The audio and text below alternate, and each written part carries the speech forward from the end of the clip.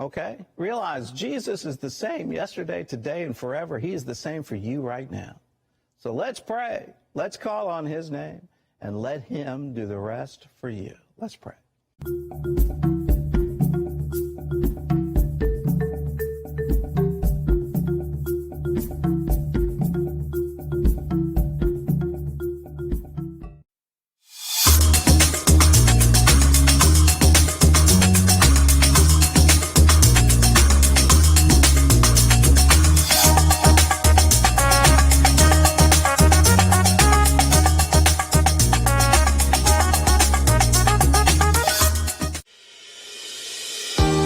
International University of Management, a Namibian university dedicated to its people's future, a hub of abundant opportunities. We are IUM for life. We are IUM.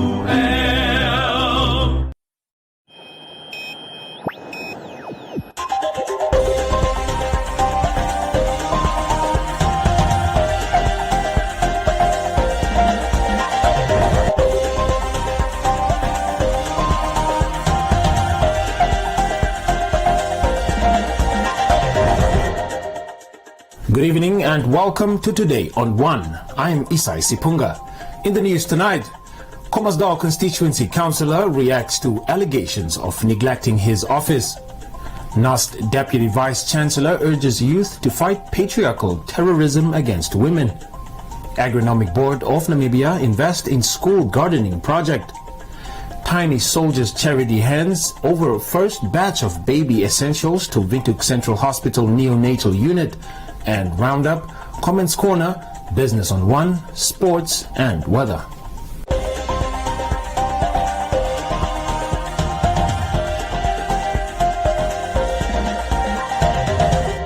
Now for the news in detail. The affirmative repositioning movement recently called for the removal of the Khomasdal constituency councillor Samuel Ngolo, accusing him of residing in Rocky Crest, which is part of the Windhoek West constituency and only seen at liquor outlets. In an exclusive interview, the constituency councillor refuted these allegations. Leston Voller has this report. Khomasdal constituency councillor Samuel Ngolo stated that he is still a resident of the Khomasdal constituency Asterland informal settlement and said like any other normal individual, he consumes alcohol in his spare time while off duty. Yes, I do socialize and occasionally drink alcohol, just like any other person. However, I do this in my spare time, and it does not in any way interfere with my duties as a councillor. I do attend to the office. However, as a councillor, it is also my duty and responsibility to personally attend to community engagements and activities within my constituency. As a result, I may not always be office and desk bound. So with this knowledge, I am certainly confirming that I am still a resident of Khomasdal constituency. My house is located in Ochomise, Asterland, and I'm having proof for that. I am legally leasing from the city of Windhoek, legally, to confirm that I am in possession of lease agreement and municipality bill. AR movement activist Saki Elago said that the Regional Council Act prohibits local authority councillors from residing outside their elected constituency. Elago went on to say that the councillor only comes into office once a week and has already missed more than 30 days of work. Elago told journalists present that they have evidence to back up their allegations. However, the activists refuse to share the hard evidence with the press. That Honorable Samuel Ngolo took up residence in Rocky Crest. Now, according to the demarcations outlined by the Regional Councils Act, the Rocky Crest suburb is in the Windhoek West constituency. and not in the Khomasdal constituency. Now, the only time that you would see Honorable Samuel Angolo as a Khomasdal constituency resident is when you see him at the Shabin. Now, I believe that is due to the fact that beer at the Shabin in Sevendeland is cheaper than beer sold at the home shop in Rocky Crest. Now, Angolo, Honorable Angolo, used to live in Ochomise, specifically in Astelan. But after the election, since January 2021, he moved to Rocky Crest. In fact, the area where, the property where he lived is not necessarily to say it's his, because it's an illegal earth. So that the one in Ochomise. Yeah. So it can't be even under his name. Since January 2021, he comes to work only once a week. Now, that is specifically on Tuesdays. If you go to the office, you'll find him on a Tuesday, once a week. We do have proof, yes. You have material proof. We do have proof. Can you share the proof with us? Not at this point. In his own defense, Angolo made it clear to the public that he is dedicated to serving the residents of the Khomasdal constituency.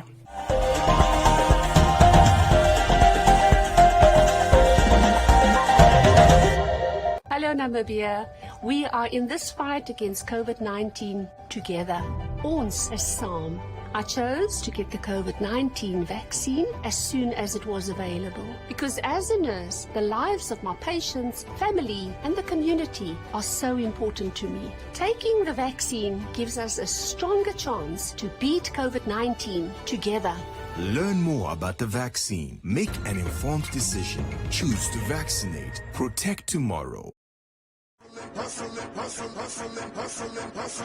You might have even traveled from Walfish Bay one December to Windhoek and tried this man's hot dogs. Apparently there's a special ingredient that's put into them. But I'm joined this morning by the founder and owner of Dibango's Hot Dogs. Good morning and thank you so much for joining me. Yes, thank you very much, Shayana, for having me on the morning studio. I've known you in the music industry. Years ago when you used to be on stage alongside Gaza, you used to be a backup dancer for Gaslam. Very much, and now a couple of years later, you are running your own show. Tell us about your background as a young child growing up in Namibia, and maybe even for some people your full name, because they think your name is just Dibango. Yeah. Okay. Thank you very much. Okay. My real name is Eino Amambo Eino, and Dennis Dibango is my nickname, and I'm actually was born and raised in Bintu.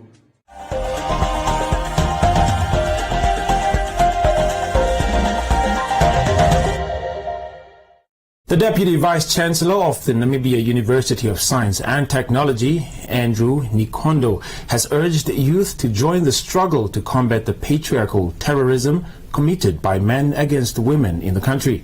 He made the remarks at a recent event organized by NUST students titled Gender-Based Violence, Shaping Youth Foresight from Awareness to Accountability. Joseph Ilonga has more. Rejection just means I don't want you. There's nothing wrong with you as a person. You are perfect for the next person. You are just not for me. But he won't understand that. He views that as if you are rejecting me, you're rejecting my identity, you're rejecting my capacity, you're rejecting my importance in life. That conversation regarding rejection and people having choice, those are some of the conversations that men also need to start having. And they're decades late because we never allowed men to have these safe spaces. How do you feel when someone says no to you?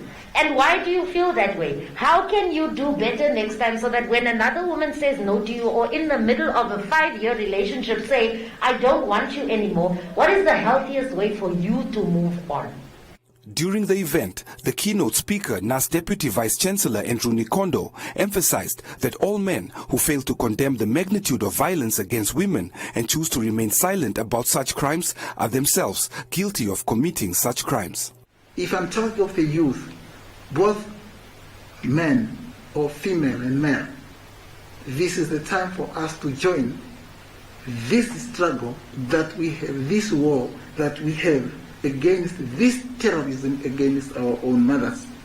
And I also want to call upon media or media houses to positively publicize gender-based crimes and women abuse, discrimination, and humiliation by informing male folks that all men who fail to condemn the magnitude and the horrors of such crime or remain silent about them are themselves committing this crime.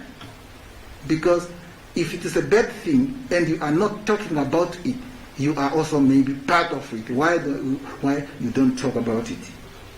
Josie Ngipandua, a media personality and GBV activist, described some harmful cultural and religious practices that have contributed to the toxic patriarchal society that has perpetuated discriminatory practices committed repeatedly over long periods of time, that communities and societies begin to accept them as normal.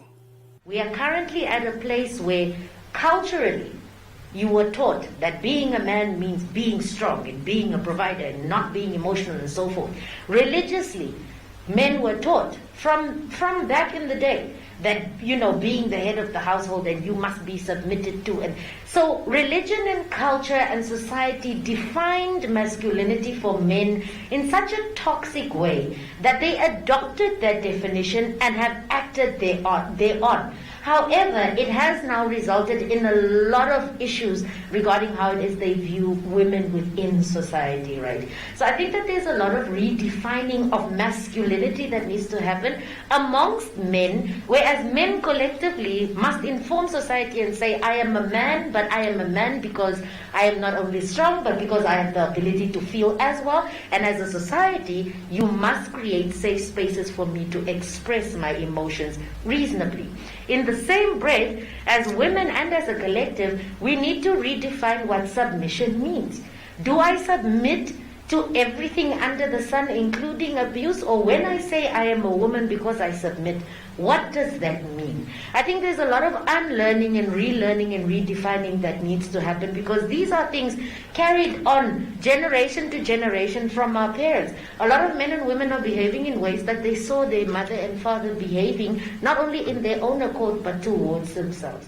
The gender program manager at Lifeline Childline Namibia, Elise Prince, who is also a survivor of GBV, said that in the National Plan of Action Against GBV, safe houses are a key requirement which the government, through the Gender Ministry, has not effectively implemented. The outgoing ombudsman is taking the Minister of Gender to court because specifically the implementation or facilitation of these safe houses in our National Plan of Action Against GBV, safe houses is a key requirement, but we don't have it, or at least they are not operational.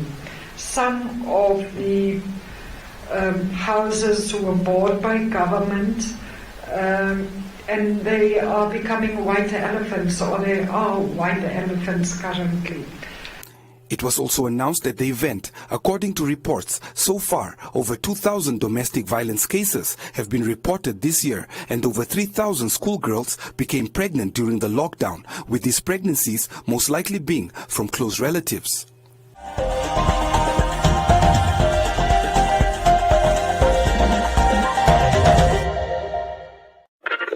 What's up, world? This is Shay, the goddess of the airwaves, on 99 FM, Monday to Friday, serving you breakfast on the ignition between 6 and 9.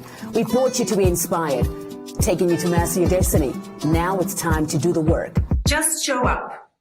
Put on your work boots and do the time. Make it, and then make it better. Hello, world. It's your boy Script here on The Kingdom, where we're reminding you every single day. Get up. You've got this. Start where you are. Hey, this is your girl Treza on Hitsville on 99 FM, letting you know it's okay. Try. Make mistakes. Awesome. I am Sibo, and I'm going to be with you for quite a while. Thank you so much for joining us here on your inspiration station, where we let you know there's no easy money, there's no easy job, there's no easy life. 99 FM. Do the work. We can't wait to be together again. But until then, let's stay safe.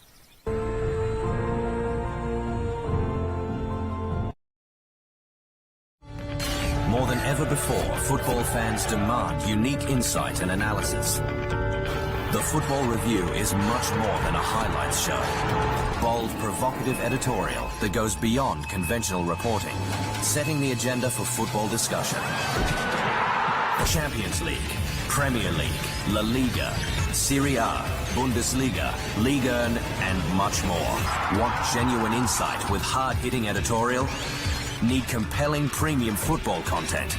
The Football Review. Best, bar none.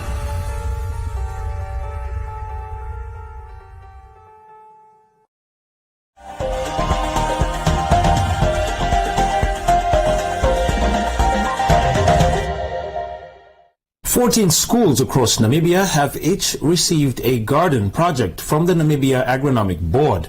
The initiative, worth 1.1 million Namibia dollars, is aimed at introducing learners to careers in the field of agriculture, a sector regarded as the backbone of the economy. This report from Hendrina Kanyolo. Community Voices proudly brought to you by Namdeb Diamond Corporation. Good today, better tomorrow. At the launch of the initiative this week, the Minister of Education, Arts and Culture, Anangi Pondokwa, applauded the school garden initiative by the Namibian Agronomic Board, as it will enable schools to train learners with skills related to horticultural produce. The board said the skills gained could motivate the learners to start their own businesses in the future. Sponsored the 14 school gardens for 14 schools. That means one school per region. So the very reason why that was done is number one, to support practical teaching and learning, and also to inculcate the culture of crop farming or crop production, and also on the other hand to support the school feeding program that is happening at the schools. So currently, as it stands, we have about 11 schools that are totally completed. Then we have got 2 schools that are 90 to 95% complete, and then 1 school is yet to be started, but we foresee that it will be done in the next 2 weeks. The Namibian Agronomic Board, together with the Ministry of Education, Arts and Culture, we have put some mechanism to make sure that these school gardens become sustainable. And one of them is to ensure that they don't just produce for their own consumption, but they could also sell surplus to be able to get some income that they can use to buy inputs to put back into the garden. The General Manager of Agronomy and Horticultural Marketing Development for the Namibian Agronomic Board said that the initiative is aimed at grooming learners into becoming agricultural lovers with skills that they can use in the future to enable them to come up with projects that will feed the nation. The school where the launch took place, Aus Primary, was thankful for the gardening project, as they are one of the schools that are feeding orphans on a daily basis. Apart from that, we will also be monitoring the schools from time to time to make sure that the schools or the gardens are actually utilized to the maximum potential. And finally, we'll also look at the issue of competition between the schools, so that we can encourage performance between all the 14 schools. This is more like a pilot project for us. If it happens that it's something that is successful, definitely in the future we'll look into supporting other more schools. But I think for now we only focus on the 14 schools. And as we go, we'll see, and also, of course, based on availability of funds, we'll see if we can be able to add more schools. Mulonda further said to keep the projects going, they will reward the schools that maintain and harvest good vegetables to keep the spirit of agriculture alive. Ned believes that in the long run, this will make Namibians self-sustainable by growing their own food and rely less on neighboring countries. Community Voices proudly brought to you by Namdeb Diamond Corporation. Good today, better tomorrow. Tiny Soldiers Charity, a non-profit organization established to assist the less privileged parents of premature babies at the neonatal unit of state hospitals, this week had their first project where it handed over baby essentials such as, amongst others, diapers, wipes and bum creams, all valued at over 7,000 Namibia dollars. Selma Tapopi has more. Ndeshika Kwambe, who initiated the charity, at its first project highlighted challenges faced by parents of premature babies, which she notes is worse when less privileged parents cannot provide the daily necessities for their babies, which is one of the reasons the charity was formed. Myself, I'm a mother of preterm babies that were born last year, and for me and my partner, we're at least fortunate that we're both working and we had medical aid, so I had my babies at Rhino Park. But we really saw that how expensive it is to have a premature babies, because mine stayed there for a month and a half. One month, the other one is a month and a half, and it was really draining financially because I couldn't even produce milk. But I was given courage by some of the mummies who had smaller babies than me that were less than 1 kg. Seeing them and that they were strong enough for their babies also gave me hope, you know. So I would just like to tell the mummies that as the name of this foundation, Tiny Soldiers, they are soldiers. They fight and they are going to make it. And looking back today, my babies are, I think, 16 months, and you will never even think there were those little ones that were born premature, and you won't believe it, the encouragement that I got from and the people telling their stories of how they had preterm baby, rainbow babies. It's really, I never really knew much about preterm babies until I went through the experience myself, and even maybe you used to hear and there, but you never really know the experience that parents of preterm babies go through and the toll that it takes on them, you know. So I just hope this donation at least takes away that financial burden, at least so that you can concentrate on giving the KMC without thinking too much about the financial burdens, and then you're not stressed and that you cannot produce milk. So I really hope that it goes a long way, you know. And I would really like us to form a support group where we can encourage each other and advise each other that it does get better. It really does. Mothers at the charity's first project expressed gratitude to the Central Hospital's neonatal unit staff for ensuring the well-being of the unit's premature babies, noting that mothering premature babies has not been easy for them. I'm a mother of a premature baby. My baby was born at 870 kilograms.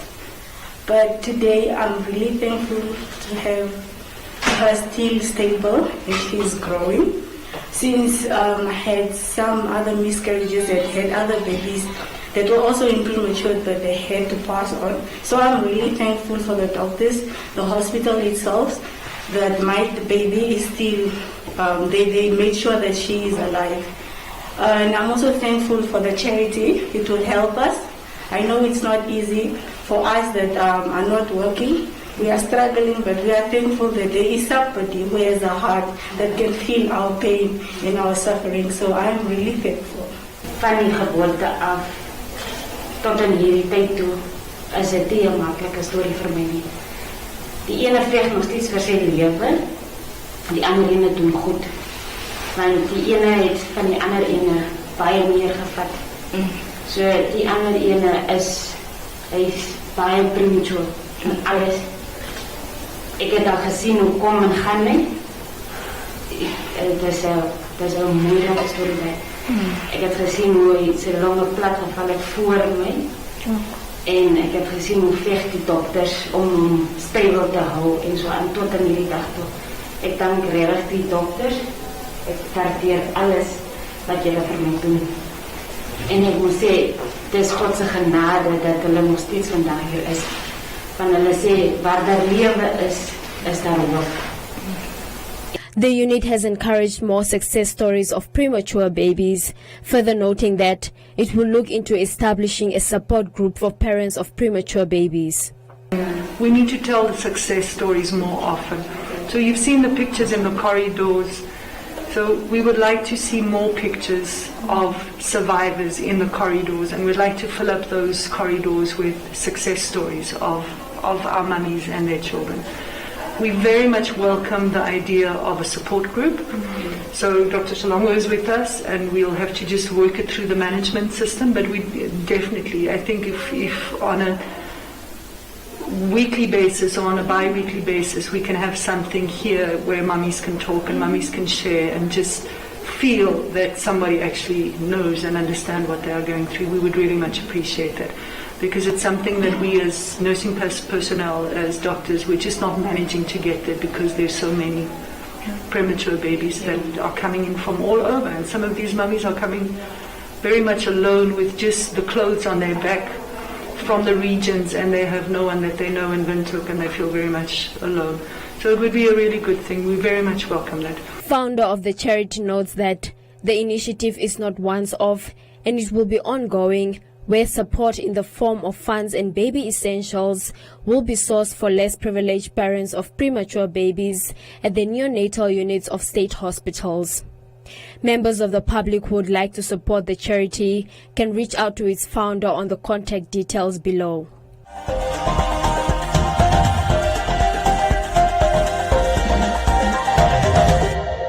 New Nivea Black and White Deo protects me and my favorite outfit.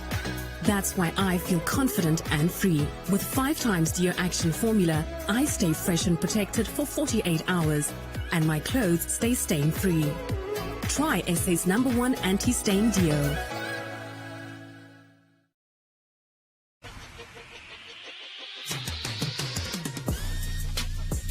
Get ready, it's about to go down. Press play. Right now, we're setting up for some of the hottest performances of the year.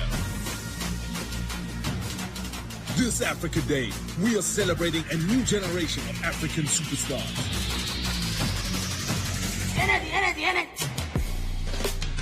It's time for the next wave right now. With next level performances by Bahati, Bella Shmurda, Black Diamond, Elaine, Focalistic, Jackie, Omar Lay, Suspect 95, Tenny, and Zuchu. With appearances by Angelique Kidjo, Ari, Drizzlick, Eddie Kenzo, MT, Fali Pupa, Fik for Maker, Inos P, Kamombela, Mark Angel, Mohammed Ramadan, Mr. P, Nadia Mukami, Pierre Emerick Aubameyang, Soraya Ramos, Will Packer, William Last KRM, and your host, Idris Elba. We can't wait to be together again. But until then, let's stay safe.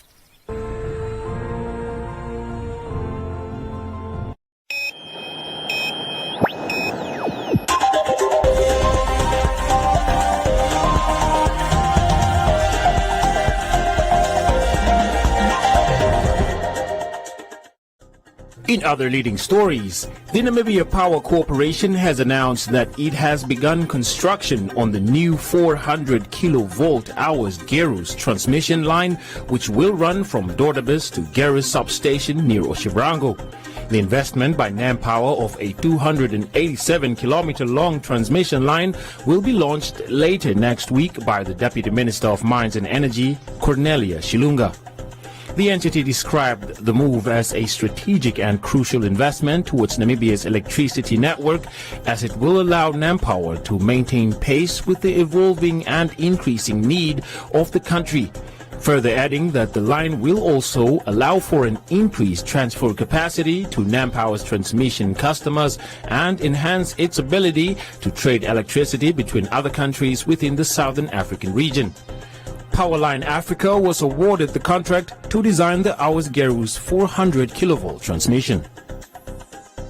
And the governor of the Bank of Namibia, Johannes Gavagap, attended a trip to the southern town of Oraniemund to visit NAMDAP operations at the invitation of the Minister of Mines and Energy.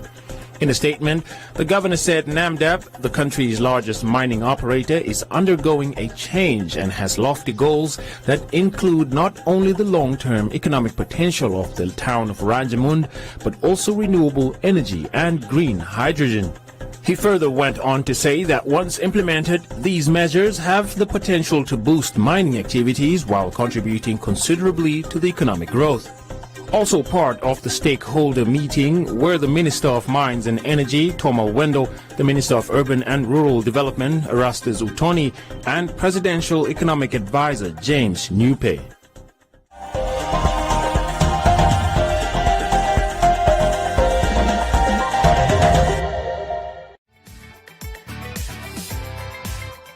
Are you a CMS member? With HospiCash 100, you can get up to 100,000 Namibian dollars cover with a 30,000 limit per event from as little as 100 Namibian dollars a month. We understand that being in hospital can be stressful. That is why with HospiCash 100, you can cover your non-medical expenses by receiving cash payouts when you are in hospital, so you can recover stress-free. Interested? SMS your name and HospiCash to 555 and we will call you back.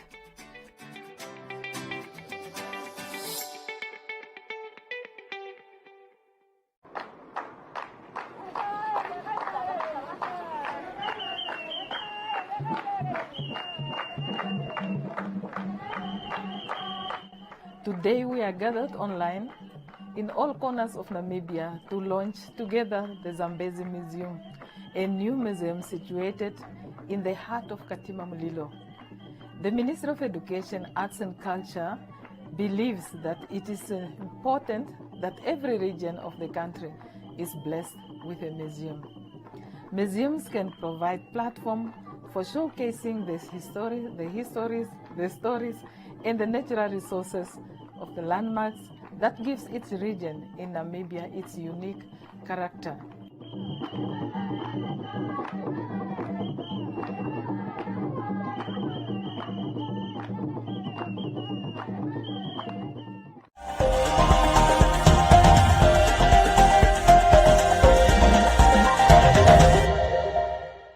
Joseph Shifeni is standing by for today's Business on One and economic indicators.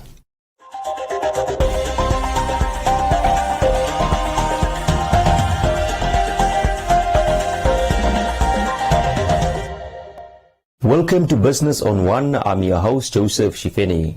The Minister of Environment, Forestry and Tourism, Pohamba Shifeta, has acknowledged the role played by Namibians in keeping the tourism sector afloat during a period that has seen the sector record a low number of international travelers.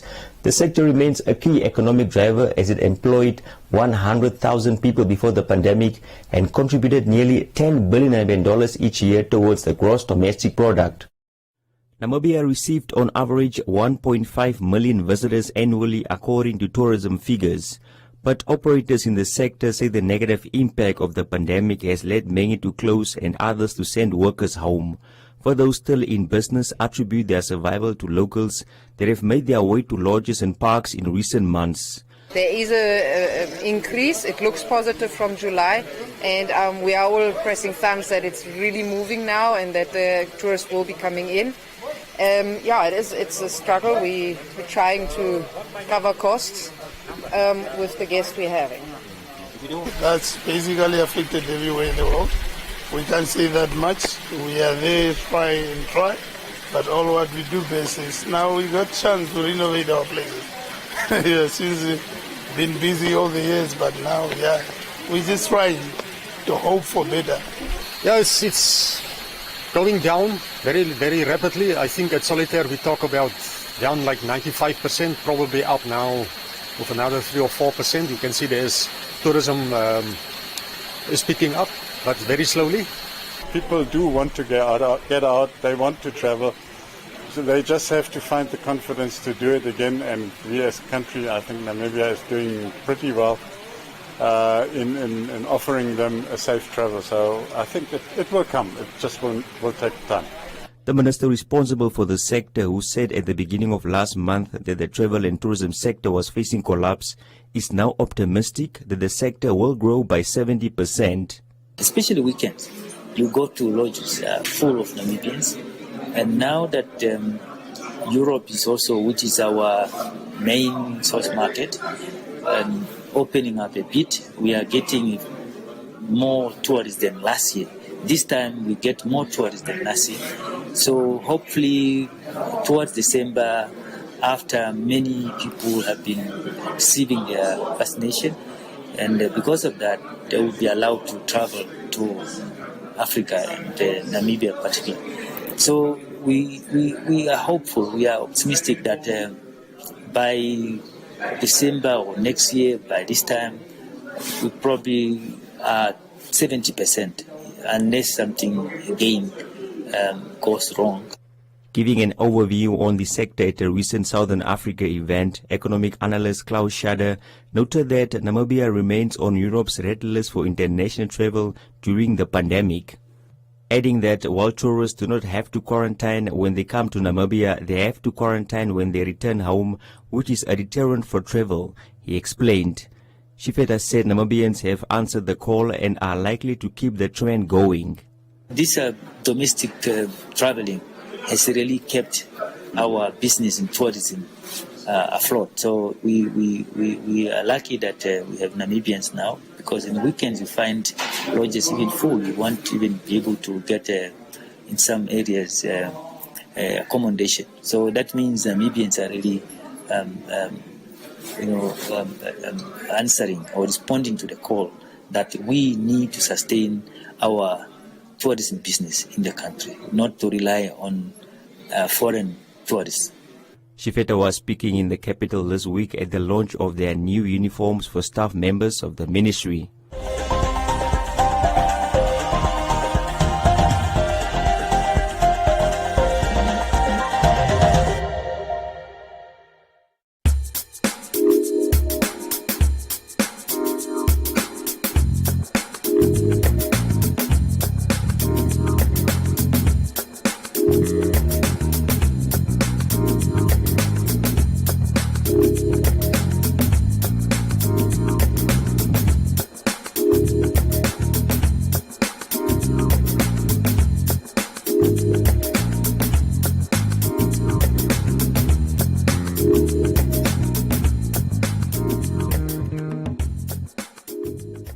That's all we have for you. Join us again next week for another edition of Business on One.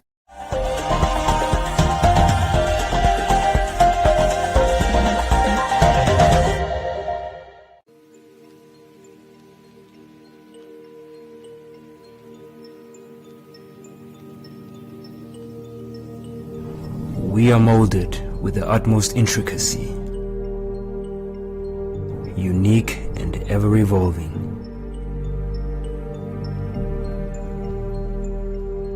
But we will always need a guiding hand.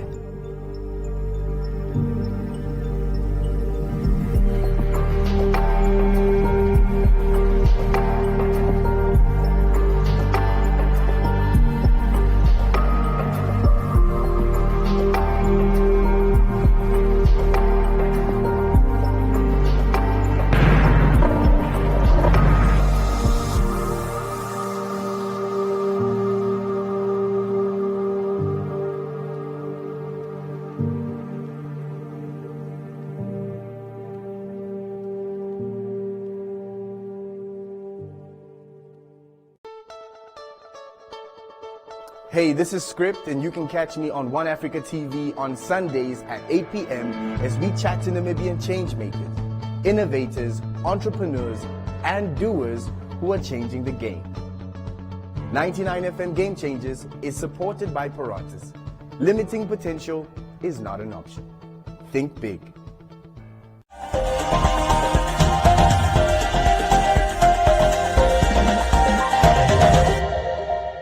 Now we look at Comments Corner, your daily dose of comments from the hottest social media pages. The Ministry of Environment, Forestry and Tourism acquired new and advanced uniforms for its staff in various departments. The regalia was made possible through the Namibian National Parks Program, a program of the ministry supported by the Federal Republic of Germany through the German Development Bank with co-financing from the Namibian government. Tuafeni said that the Minister of Home Affairs, Safety and Security should also consider new uniforms for the members of the police force. Monica wants hers already. And Mapzella is surprised that these are advanced uniforms. And that's all from Comments Corner. Be sure to post your comments on our social media pages for broadcast every day on Today on 1.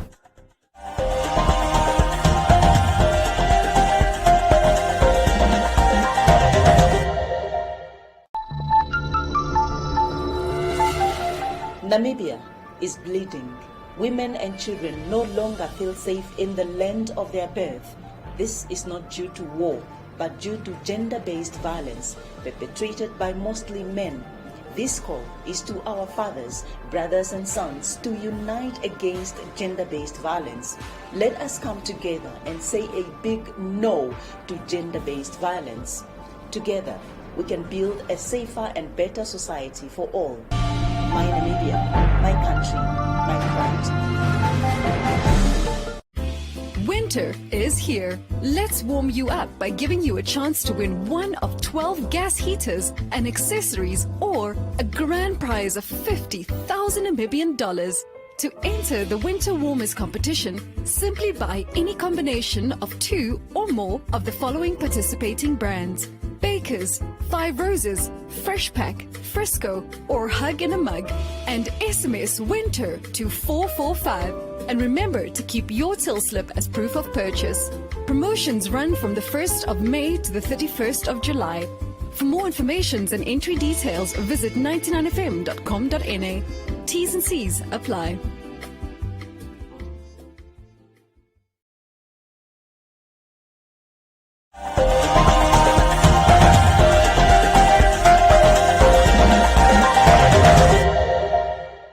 Chairo Musiandaka is standing by with today's sports update.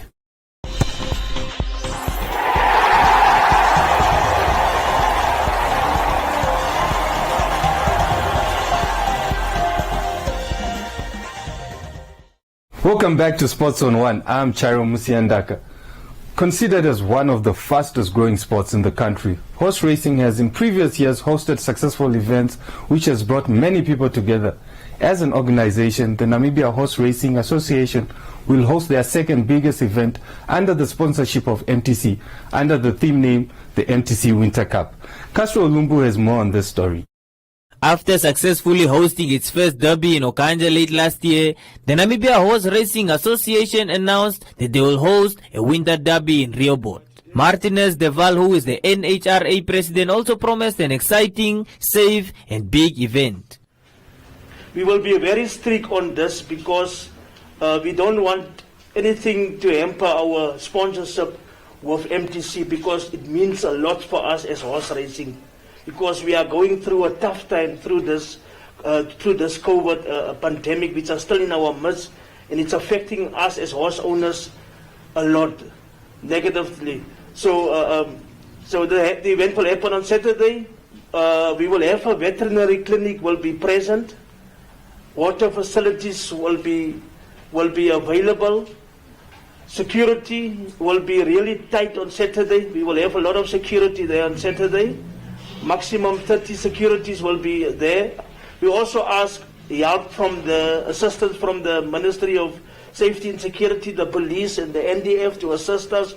We send them a letter. I think they will assist us on Saturday. The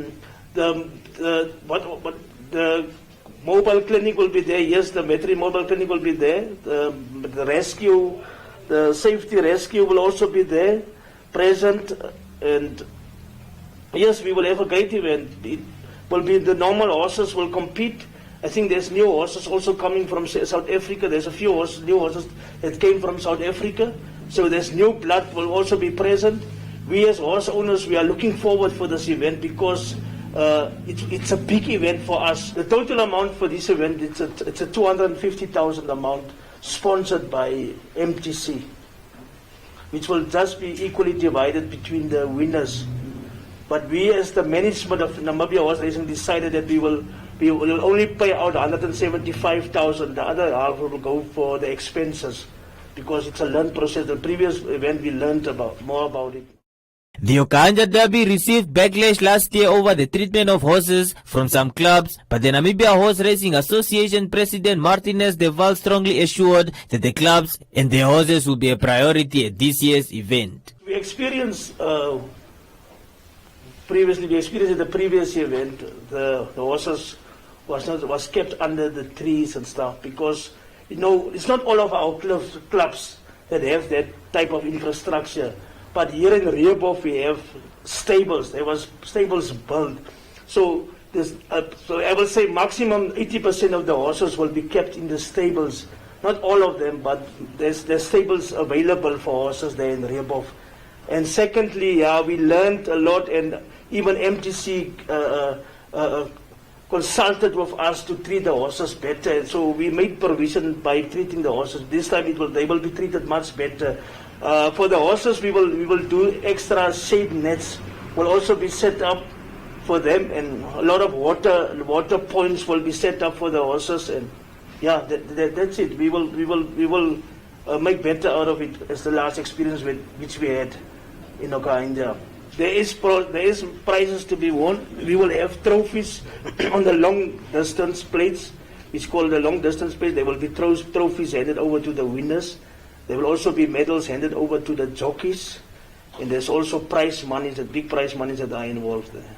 So the first four, when we have a rule when horses are more than eight and more, we also pay out to the fourth horse.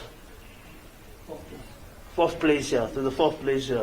So the winner actually is number one most now. He will get more, 50% of the amount. So we divided the money into the certain on all the divisions, for example. So the highest amount which will go on a division or on a plate will be 10,000 Namibian dollars. So the winner will get 50%, second place 30, and third place 20% of that 10,000. The MTC Winter Cup is scheduled to take place on 12th of June 2021, and due to current COVID-19 regulations, no spectators will be allowed at the event.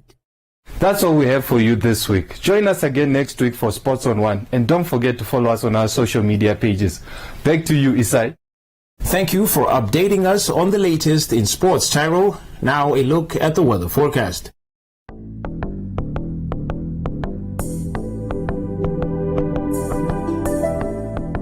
The interior will be sunny and mild to warm in the south, elsewhere sunny and warm to hot. The coast will be partly cloudy and mild to warm, and wind will be moderate southeasterly to southwesterly.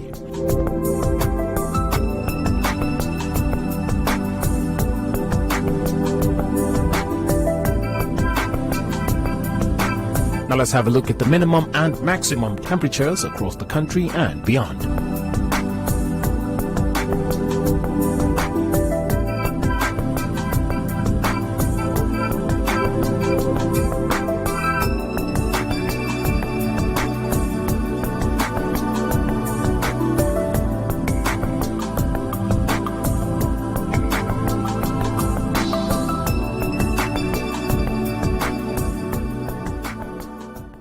We have come to the end of today's edition of Today on One. Don't forget to follow us on our social media pages. From me, Isai Sipunga, and the rest of the team, it's good night.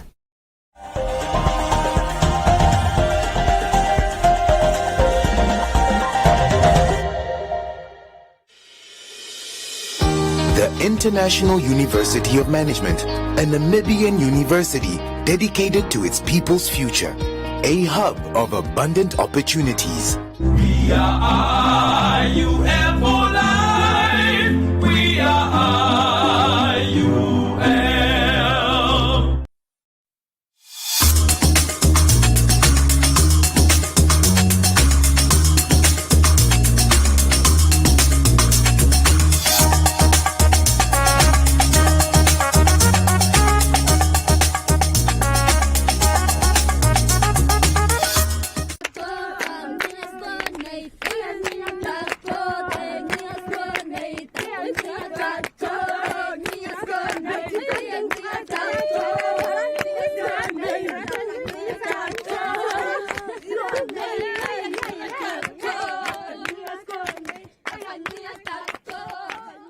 Omba Arts Trust is not just an organization for me. I think of it in the form of a person, a mother and a friend I have walked and grew with. A friend whom I've traveled many remote and dusty roads. A sister who provided so much needed support during times of fear and uncertainty.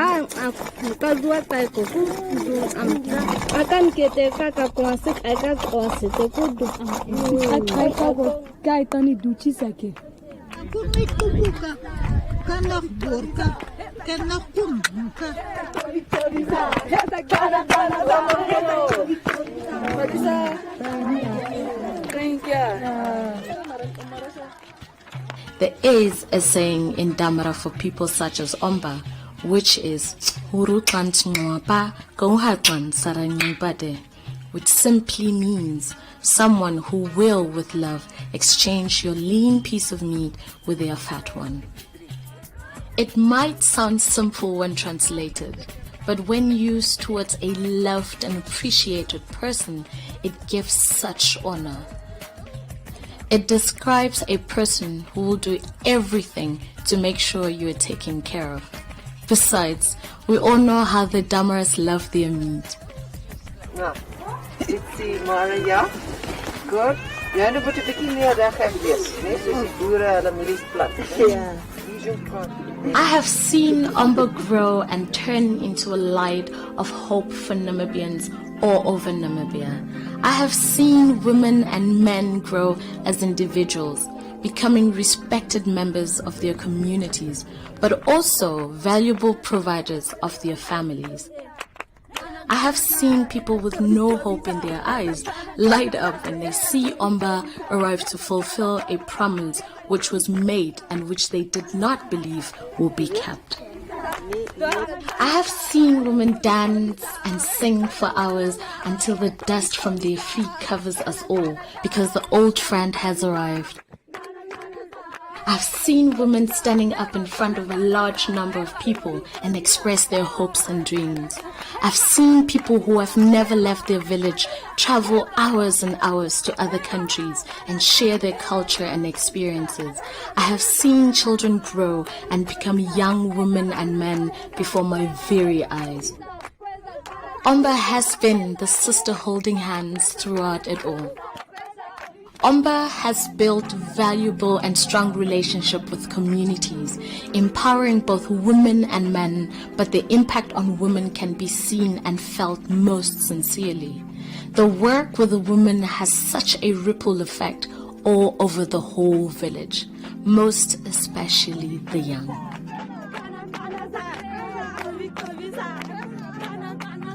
Omba has taught them to fish. As times grow tougher and much more difficult, money becomes scarce. Environment around us changes and nothing will ever be the same again. In times like this is when we realize the value of a friend like Omba. It provides hope, constant support, reliable income, and keeping us all together, keeping our pots filled and our fires burning. A motivation to do better, live better, and expect better. If one day the unthinkable happens and Omba is no more, it will be a sad time for our Namibian rural population. Therefore, let's keep the light burning at all costs. Ons staan mensen is de eerste mensen in die wereld wat vandaag achter gaan staan. Omba is nou die water wat voor ons nat maakt. Dat onze wortels mooi groeien, dat ons vruchten kan brengen, kost kan brengen. Omba geeft voor ons werk. En van daaraf leven ons.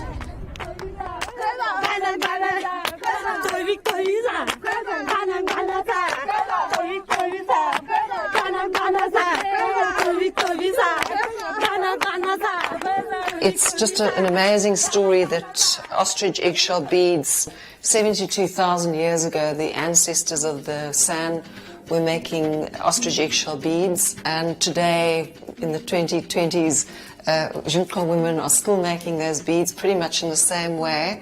And the work has evolved from fairly traditional products, this probably would have been worn like this, into something as sophisticated and contemporary as this necklace from the waterfall range.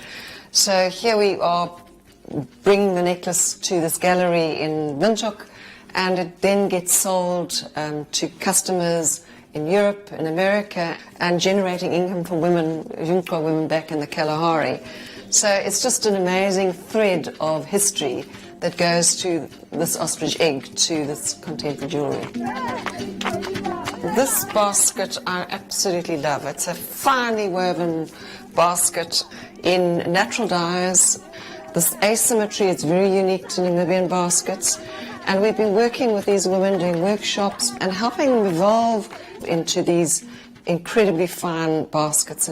We've worked with the women developing different palettes, and there's another one with a slightly more yellow palette, but considered are the best baskets in Africa. What we're showing you in this short video is really a long journey of working together with rural communities, reviving ancient traditions, turning them into contemporary world-class products, and supporting the livelihoods of over 400 artisans. Even during COVID-19, we've been helping our sand communities with food and a distribution of tippy taps. What we need to do now is to honour the trust that has been put in us over the last 30 years, to support marginalised sand communities and the livelihoods of rural women around Namibia. Your donation will help us get our 400 artisans back to work as soon as possible so that they can feed their families. The lives of their 2,000 family members will directly benefit from this. Please help us raise $50,000 by contributing to the Omba Artisan C19 Support Fund. No matter how big or small, this will make a difference in the lives of our artisans during COVID-19. Thank you.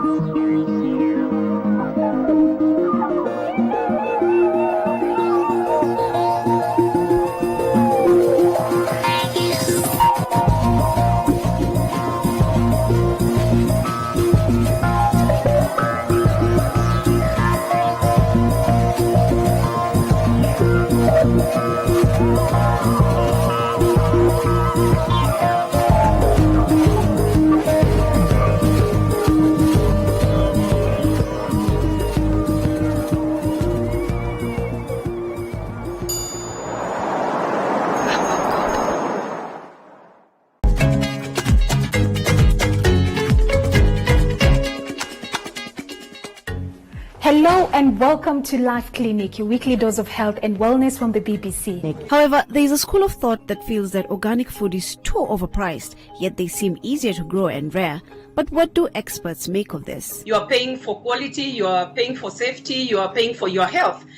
Because the other alternative is consuming conventional foods that contain contaminants. For those who choose to shave, let's say using clippers or a razor, use those that are specifically made for the genital area. So they're very different from the ones for the face or for the rest of the body, because in terms of shape and the angle, it sort of helps it so that you don't cut yourself in the process. Should I be concerned about getting a prostate check? We as healthcare providers are first and foremost concerned about the prostate because it's one of the contributors of a silent disease. Silent disease meaning prostate cancer. Prostate cancer is one of the main killers, not only locally, but globally. So everybody experiences anxiety. You have a job interview, you have a presentation you're going to make, so everybody goes through some kind of anxiety. What differentiates this normal day-to-day anxiety to now this is a disorder is that